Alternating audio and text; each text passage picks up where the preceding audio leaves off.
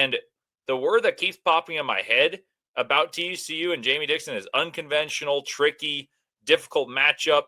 And they play this game in Fort Worth on what I think is the ugliest court in all of college basketball. So that adds an extra layer of difficulty. And jokes aside, I think Jamie Dixon's a very, very good head coach and a very underrated head coach, and I have immense respect for him. In fact, as a college basketball geek, I would argue he's severely underrated, not just as a TCU head coach, but as a whole. He was at NAU running practices basically when he was an assistant. And I've heard testimonials of that from people who played on the team and said that he was really, really good then. And they knew it.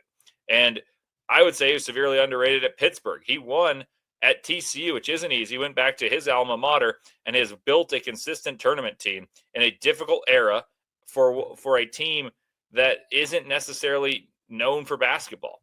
And then when I was a wee lad, Pittsburgh wasn't a traditional power whatsoever, but they were a Big East, so they had some cachet to them. They had some prominence, but he built them into something very impressive in the Big East.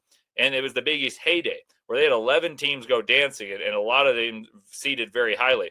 In fact, at Pitt, he had them a top 5 finisher in KenPom 3 times and a top 3 seed in Madness 5 times, including an Elite 8 run as a 1 seed. Like, this dude can coach. Jamie Dixon can coach, and his staple is defensive tenacity. And this year's not different, with TCU ranked 49th overall, but 23rd on defense. That's really good. So what do? They force turnovers and they block shots at an elite rate, 7th in block percentage and 20th in turnover percentage forced, forcing 21% of opponent possessions to turn into turnovers. That's 15 turnovers per game forced. And TCU, their record may be a misnomer.